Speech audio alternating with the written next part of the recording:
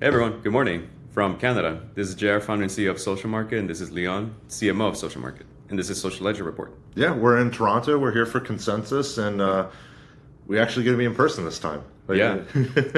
It's been great. Consensus it's been fun. It's also a really good time for the crypto conference because the United States and the regulatory environment, it's so different than what it was, under the Biden regime, as Eric Trump put it on stage.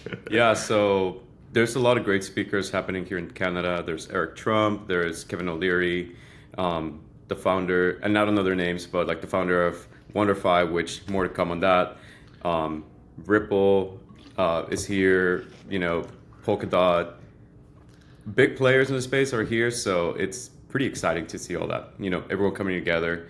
The stage got packed when Eric Trump came in and when Kevin O'Leary came in, so Yeah. there were VIP speakers, so it makes sense. The keynotes, I know. But, when we're saying big players, that's a great lead into the Coinbase part. Yeah. Where Coinbase is now part of the S&P 500.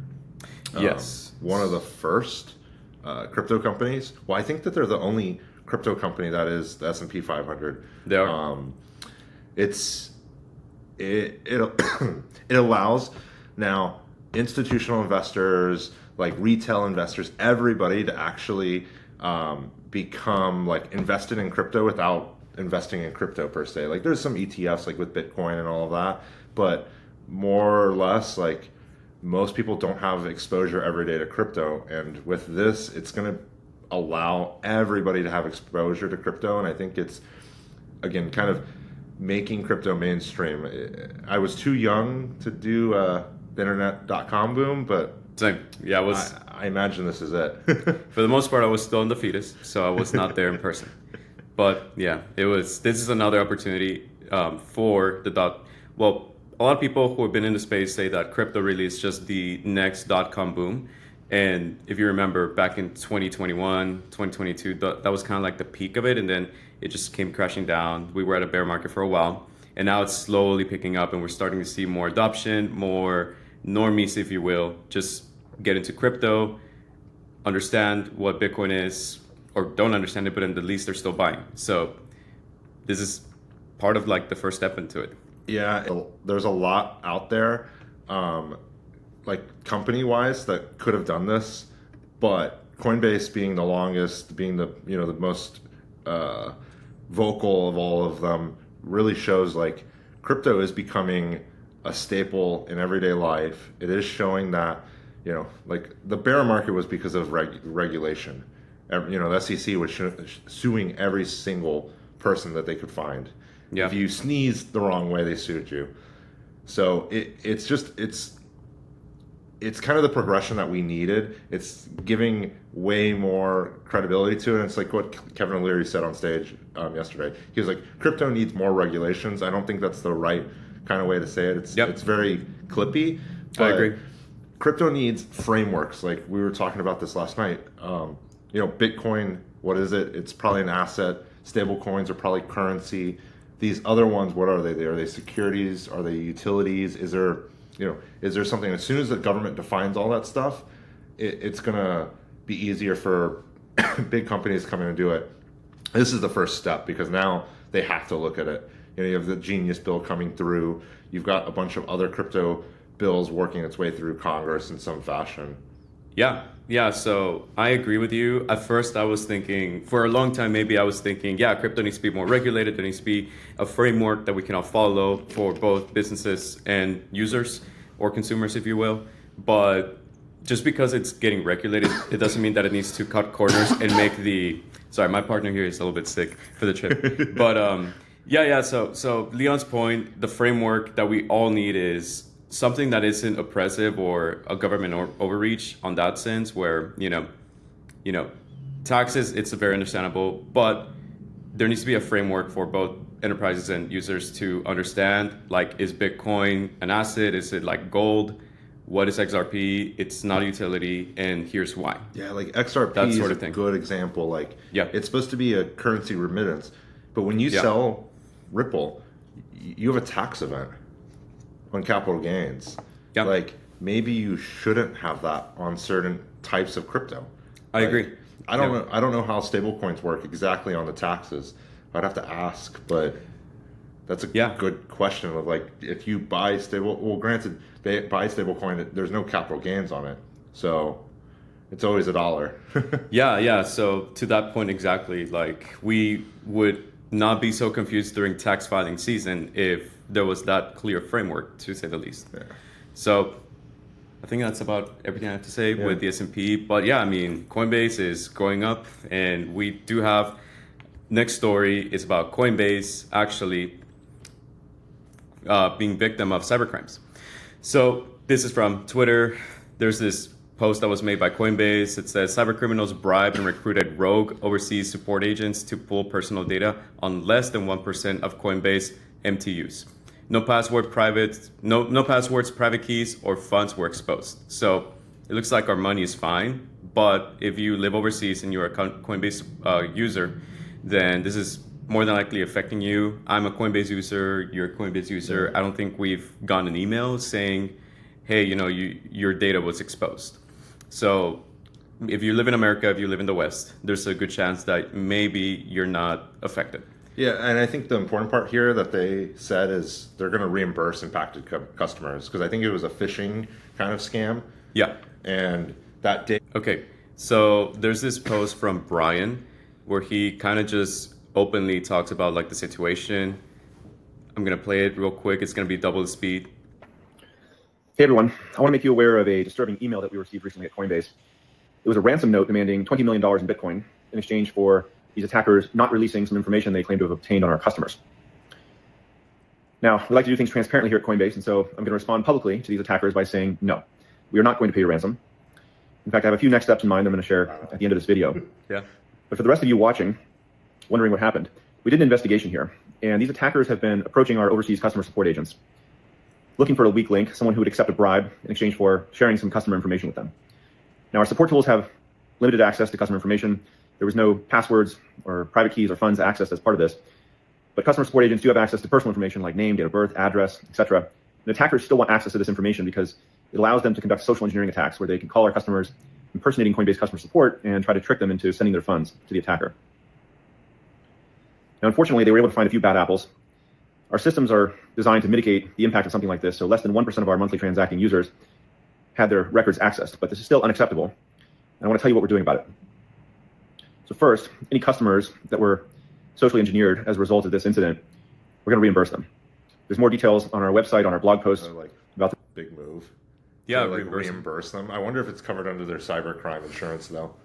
Yeah, so Coinbase as a central exchange does have a partnership with, I'm not sure what provider, but they do have, that's how they're able to provide insurance. Setting up any kind of insurance business does have a lot of litigation, a lot of things you need to get licenses with and comply with the law. So what businesses do is they partner with a provider, kind of like with MoonPay with a custodial wallet, self-custody wallet like Phantom. Otherwise, Phantom would become an exchange. So here, I think, reimbursing your customers, it's something that should already be done. We're starting Social Market. If we were to affect our customers, we would want to at least do something to that extent as well, because customers are what make companies. Customers are what, we want to focus on helping them, the problem that they're having. So Coinbase here and Brian Armstrong are showing exceptional leadership. I don't think I'm going to play the rest because you kind of get the gist. One thing he did say in the end, though, is that he is putting $20 million. Instead of paying that amount of money to the hackers, they're going to give that to anyone who has a lead on them to lead to an arrest. Yeah, so here, if we look at the comments, everyone pretty much, you can read these comments on your own if you want, but a lot of them are, just talking. Well, there's this meme, but I'll get to it in a moment.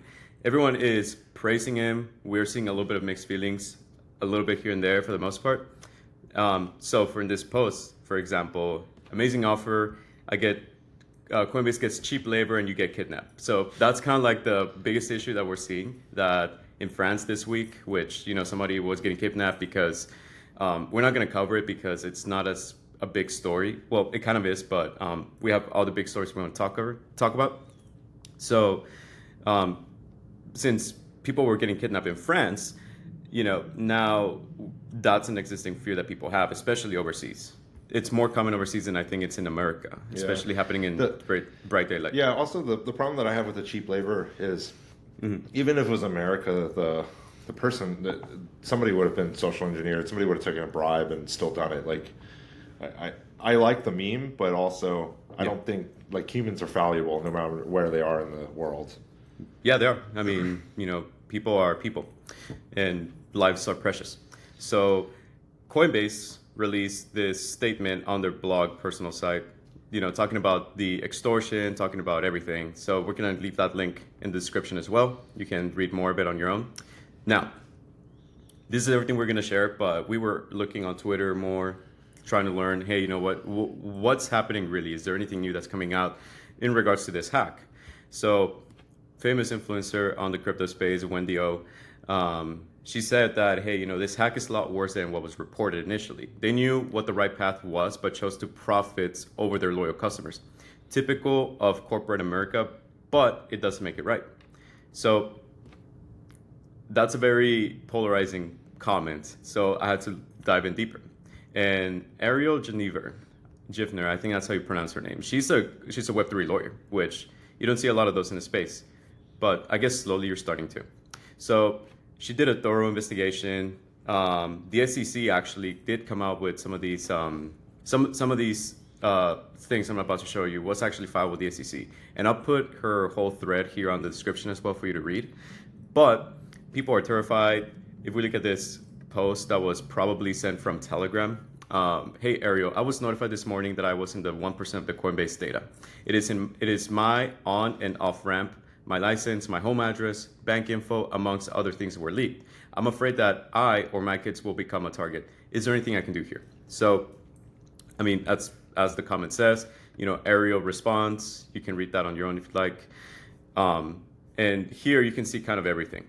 So, what I want to highlight real quick here as a last closing point is banks are required to file any hacking of any clientele information within 36 hours. For businesses in America, it's 60 days. So there's that window. And one comment that someone said was, hey, where should crypto fall on this hand? Because it kind of mixes between crypto, like money, and business. So we're kind of still early with that, and this is part of like the demand that we need for, regulatory frameworks that can help both businesses and consumers be protected, because this is why everyone's losing their money and information. Yeah, I think the comment of like, they put profits over people is just polarizing, because I think Coinbase did everything right. Like in the end, like they disclosed it, like, we started talking about it. It's, they found out the 11th, and then they said something yesterday. So from the 11th to the 15th. Yeah. So this was reported to be out on the 11th, and then just yesterday, the 15th, as of recording this video, it's Friday. So on Thursday, that's where Brian Armstrong came out.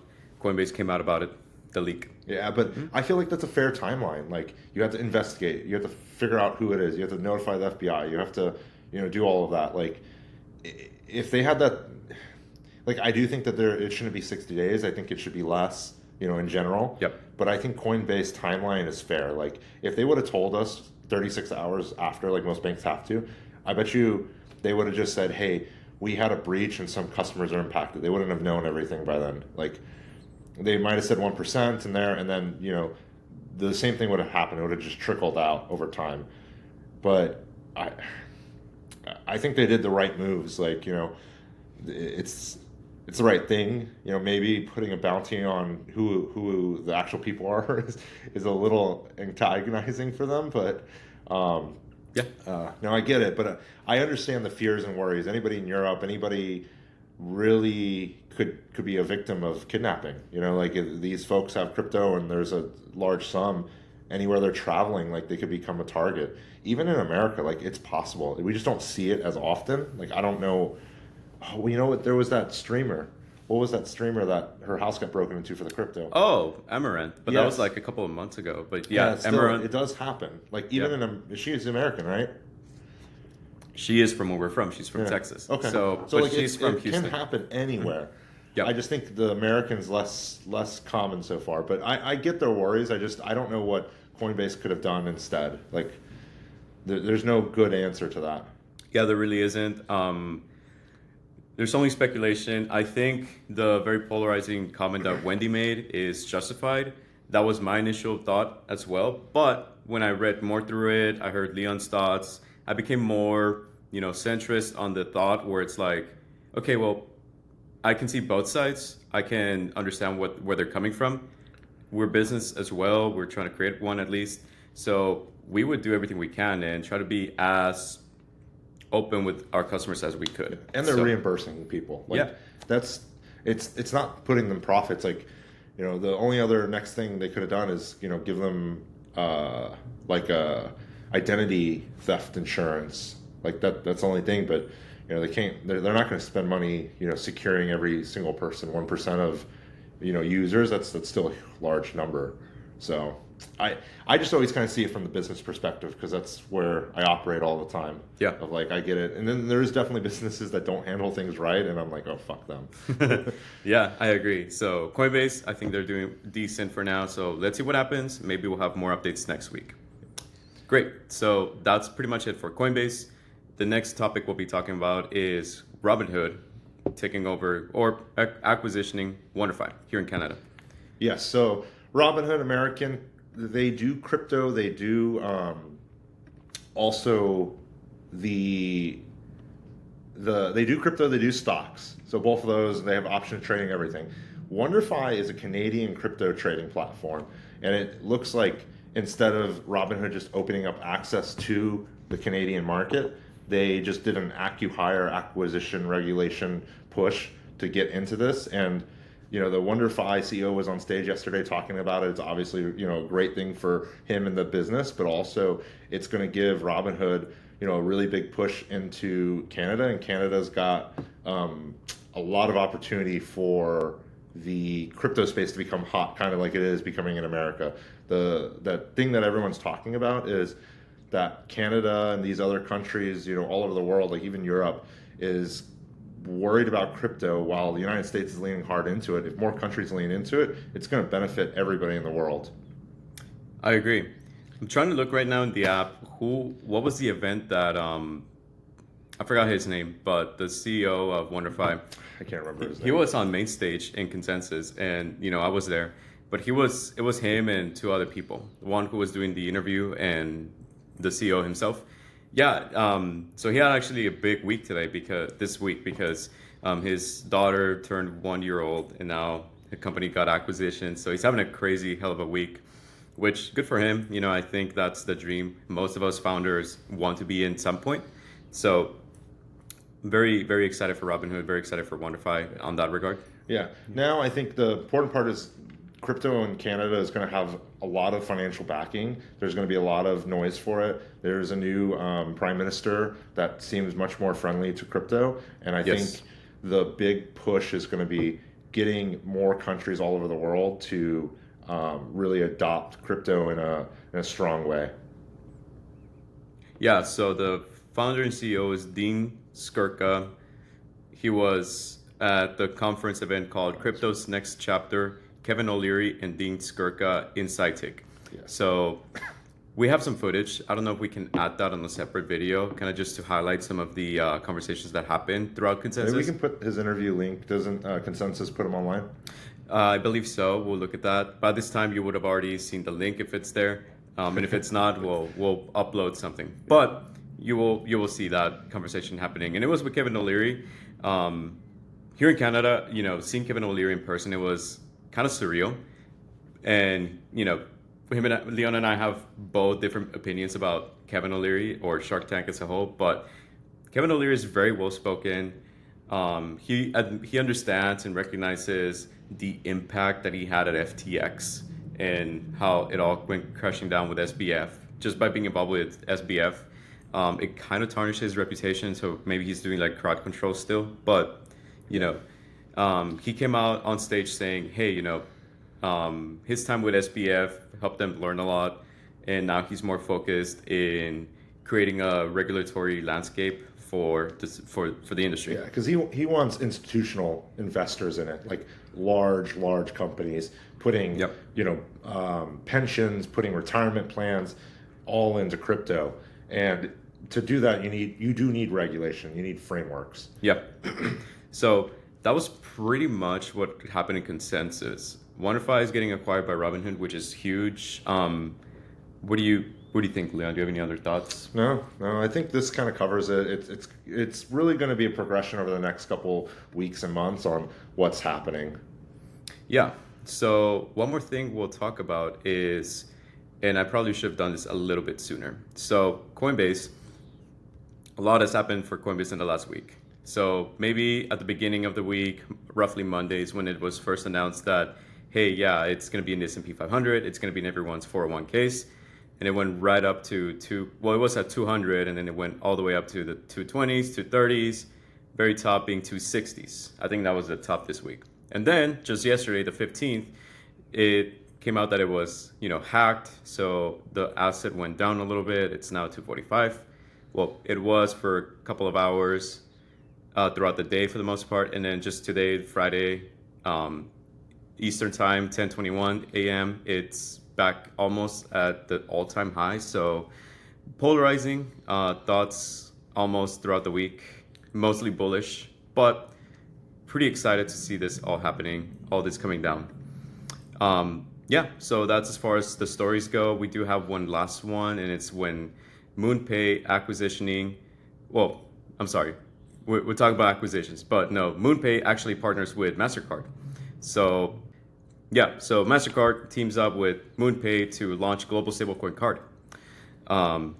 So what this means is anyone who has a debit card or even a credit card could potentially be using, stablecoins. So the crypto industry is just adopting stablecoins across the board. We've been talking about it for weeks now about stablecoins just because there seems to be something new coming out. So stablecoins, again, are here to stay. A lot of people in Canada are also talking about it. There's got so many events where everyone is just talking about stablecoins, yield farming with stablecoins, regulatory finance with stablecoins, the Genius Act at the US, you name it. So stablecoins is here to stay. Yeah, the stablecoin thing that it kind of confuses me, why it's so important. I haven't really wrapped my head around it 100%. But also the other part to it is, I feel like the government should issue these stablecoins. They should be the ones doing it. The United States government should have a stablecoin. Yeah. The Canadian banks should have it. The Canadian government should just issue a stablecoin. Every country should just have a stablecoin, because that would be the way to take. They talk about everybody having. Everything's tracked in money, with online banking and everything.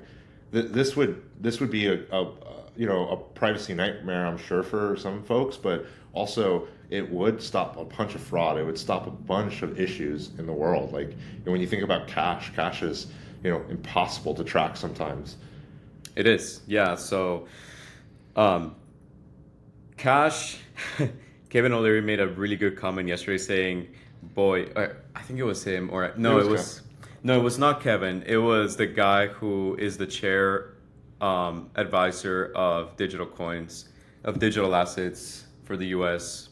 Oh, I'll get his name here in a moment. Robert. No, it's someone else. He's the. Robert Hines. Yeah, Robert Hines. Yeah, so it was Robert Hines who made a comment saying that, hey, everyone says that everyone is using Bitcoin or any crypto to do crime. They're going to be surprised when I tell them what they're doing with cash. And a lot of normies seem to think that you can do almost anything with crypto that's illegal. And just because it started like that in 2013 with the Silk Road, it doesn't mean that that's its only use case. So the other day, MoonPay came out saying, hey, your crypto wallet will replace your bank account. So that's what the tweet or the post here says on X. And this is just after it was released by MoonPay that they have joined forces with MasterCard. So, this is all pretty exciting. As far as it replacing your bank account, that's where, I respect the shooting over the moon for for ambition, but sometimes I wonder how far you'll go high. You know, if you go as far as you can up. Yeah, I could see it becoming just like a bank account. You know, like I said, at some point, Bank of America is going to go, hey, you can have your money in stable coins. Like at some point, they're just going to do it. Like, you know, it's not going to stop MoonPay. It's not going to stop all these other ones. It's just going to be kind of like a new class of bank, just like neobanks are really big. It's going to be like, oh, hey, there's my crypto bank, and they're going to become just like that. At some point, Coinbase is going to do the same. MoonPay is going to, they're all going to move towards, hey, you're going to want to spend your crypto, because the more that people are spending it and using it in everyday life, it's going to be good for crypto in the end. Yeah. Listen, I'm not in crypto. Well, I got in crypto back in 2018, very lightly. And then in 2020, I just deep dived into it to what it is now. But I think that crypto as a whole, like the reason why we should not disregard it, the reason why we should keep an eye on it and maybe even participate to innovate the space is because it just makes money much better. You know, look at Coinbase's, you know, advertising, look at what their messaging is. They're always talking about, hey, let's improve the financial system.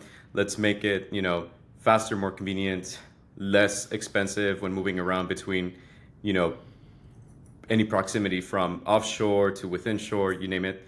So it's not impossible. I don't think it's crazy to say that at one point we're going to be using crypto wallets as our bank accounts.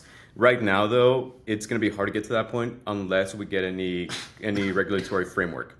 So until that happens, it is very likely that we're going to start to see proxy, almost like integrations where you can get your what is it called? Like your direct income, your deposit from your 401 job, your W-2 jobs, your payroll. Thank you. Your payroll is going to be converted into crypto. There's already some companies, especially here in Consensus, where they're talking about, you know, converting your payroll from US dollars to stablecoins. Or a number of people have done it. The football player, I forget his name. I think he's on the Miami Dolphins. He took it. There was a basketball player that did it. You know, the mayor of Miami did it. More and more people are doing it, and a lot of people look at them crazy. But then also, when you know you're taking your payroll in there and you've kept some of it in Bitcoin, and all of a sudden it's at 104K, it's like maybe you're not the dumb one.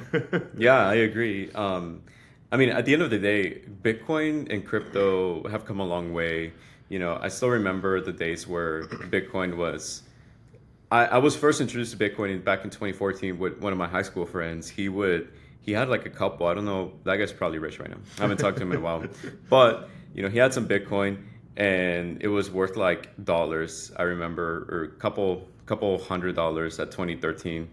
Well, anyways, so now it's like over 100,000. So it's got like. Yeah, nobody thought it could be done. Yeah. And maybe that's, well, I mean, even before it became to 100,000, I think it was in 2021 where people were subtly transitioning. There was this mass influx with crypto adoption. So at the end of the day, we wouldn't be here if people just didn't care.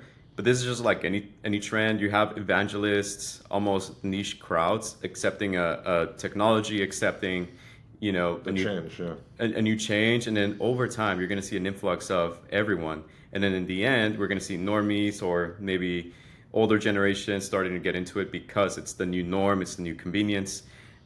This usually takes like decades even. So all this to say, you know, it wouldn't be insane to see crypto wallets becoming our new bank accounts. Yeah. Maybe in the near distant future, but not right away. So I think that's about it. Do you have any other thoughts, Leon, as far as today's episode? No. We're at Consensus. We're having fun, and I think we're going to do some content down in Consensus today. So be on the lookout for it. Yeah, more to come. Follow our socials. Subscribe to the channel if you want to stay up to date. Like this video. Share it around. And I think that's it for now. So thanks, everyone, for watching.